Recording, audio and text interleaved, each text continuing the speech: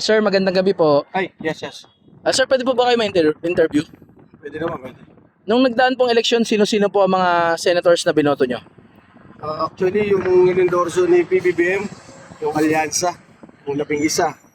Tapos, siyempre, yung bago, Mark Gamboa. Mark Gamboa, yung vlogger.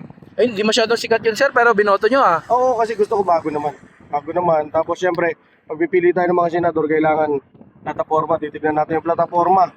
Kasi yung plataforma, importante yan. Dahil yung buwis ng mga Pilipino, yun yung ipapasahod natin sa mga mambabatas. Kaya ano po ba yung plataforma na narinig nyo kay Mark Gamboa kaya siya napasama sa inyong listahan? Maganda yung plataforma niya kasi yung pagkaganda yun, yung digitalization.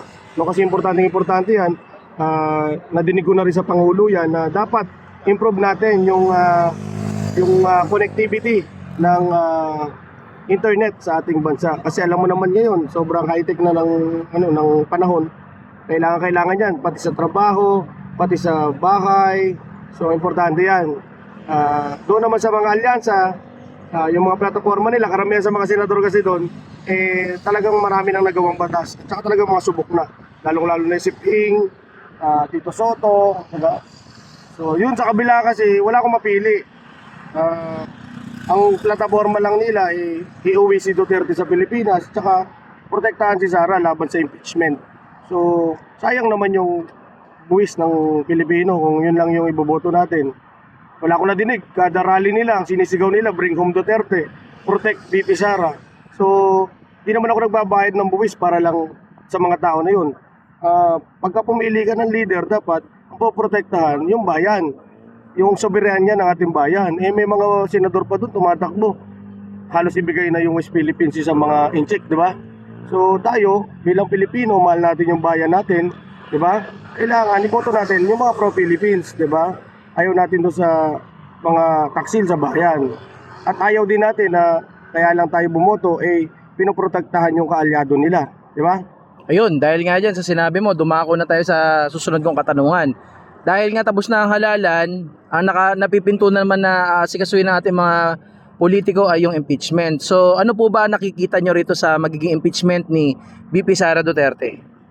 Para sa akin lang, hindi na importante ito kung ilan yung bilang ng boto para ma-impeach siya, kung ilan yung bibilang ng boto para protektahan siya.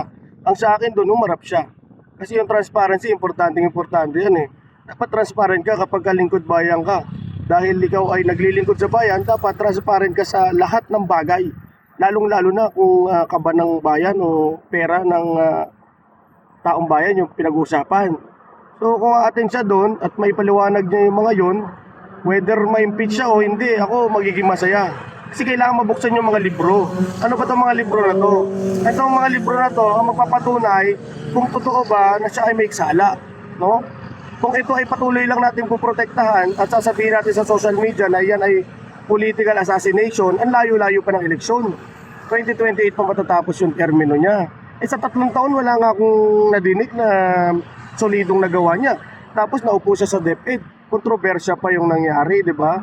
So dapat tumarap siya. Tsaka wala naman siyang dapat ikatakot doon kung sinasabi nga na marami silang kaalyado. Ang sa akin lang doon, madinig ng taong bayan, saan ba dinala yung mga pera na yan? Kasi nga, kung sasabihin natin confidential at hindi pwedeng malaman, pwede na lang natin sabihin, yung pera ng Pilipinas, i-confidential, nanakawin na lang lahat yan, di ba? So dapat dyan, patunayan niya sa mga Pilipino sa harap ng trial na siya ay inosente. Umarap siya. Diba? Ganun lang yan. Okay po, thank you po.